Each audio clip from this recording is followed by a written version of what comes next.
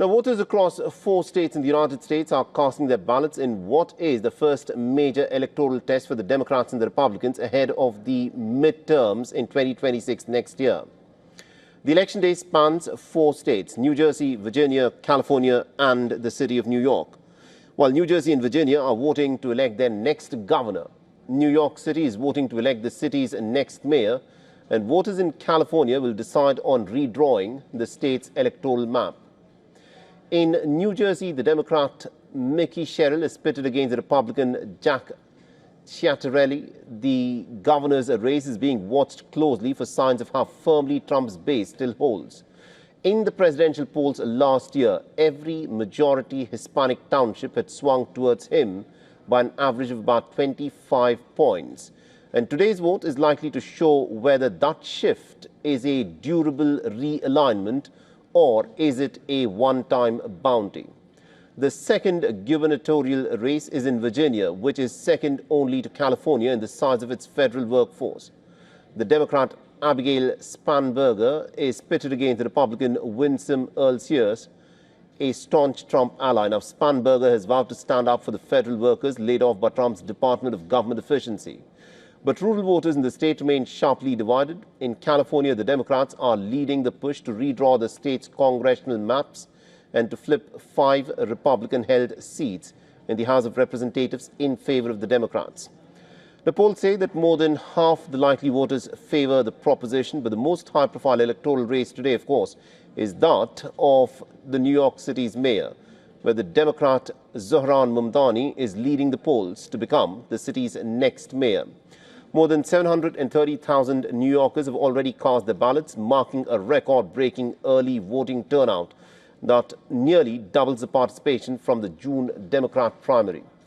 The election officials claim the overall turnout could exceed 2 million voters by the time the polls close, a milestone that has not been reached in New York City since 1969.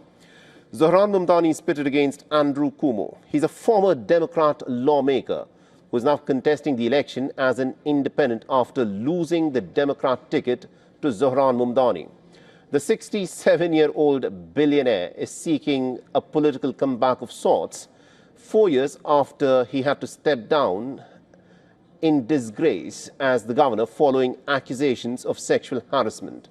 Now, the third candidate in the race is the Republican Curtis Sliver. The radio talk show host is fighting the mayoral race again after his 2021 run, but is consistently placed third on all popularity polls.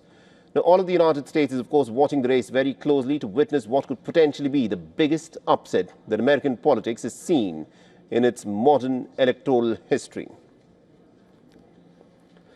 All right, my colleague Susan Tehrani is, of course, joining us from New York. She is at one of the polling stations. Susan, first give us a sense of what's the mood like out there in what is arguably the most high-profile mayoral election that we've witnessed in our times. Yeah, that's very true. All eyes are on New York right now, and I'm standing, as you mentioned, outside a polling station here in New York City. Usually you might expect long lines. It's just a little past 8:30 a.m. Local time here in New York. And the reason for that, I was talking to some of the volunteers there, is because, as you mentioned, we had an unprecedented number of turnout for early voting. More than 700,000 people cast their ballots early. If you just want to make a comparison, in 2021, that number was around 160,000. So a lot of people have already voted early, but nonetheless, the mood is that anything could happen. As I was walking here just across the street from one another, I got a flyer for the Zohran Mamdani camp from an individual that was giving it out. A few steps away from the other side of the street, I saw one and got one that they were handing out for Andrew Cuomo. So you can see that they are both campaigning to the very last minute. Of course, they have their priorities written down and everything. But this year's ballot is also significant because Andrew Cuomo is not running as a Democrat. Remember, as you mentioned, he changed and became an independent. So what this little flyer is telling you is where to find Andrew Cuomo's name on your ballot if you're unable to find him, which he is very difficult to find on the big ballot. and vote for him. Of course, he also has his set of priorities. As Zoran Mamdani, of course, is boasting regarding the endorsements he got from individuals like Letitia James, Alexandria Ocasio-Cortez.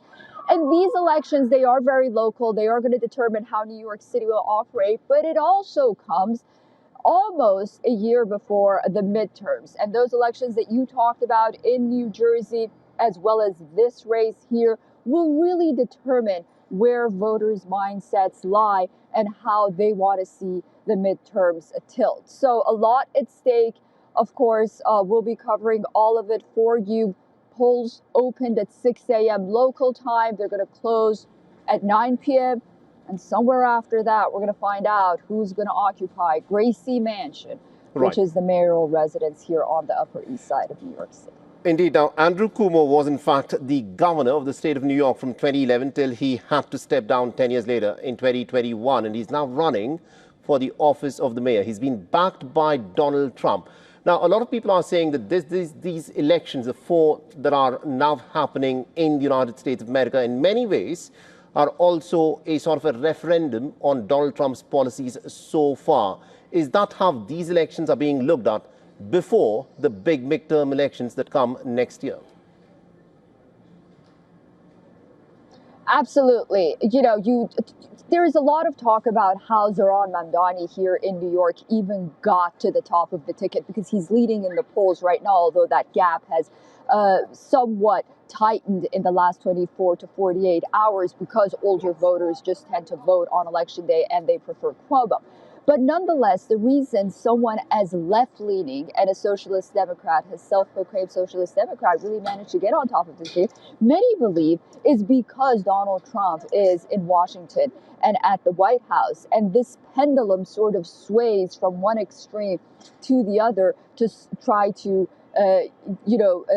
neutralize the other policies from the other candidate. But nonetheless, it's important to note that New York is important because New Yorkers are going to the polls at a time when President Trump isn't enjoying that much of a favorability rate when it comes to his economic policies, especially not the same that he enjoyed during his first term pre-COVID.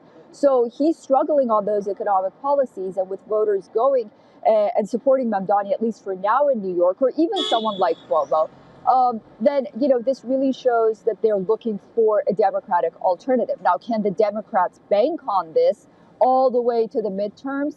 I think a lot of that is also going to depend not only on how they're going to move through this shutdown, but also those elections that you mentioned, the governor's elections in Virginia and New Jersey as well.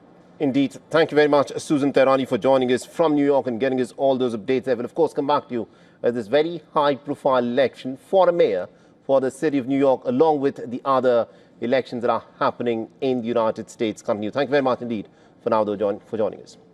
For all the latest news, download the WION app and subscribe to our YouTube channel.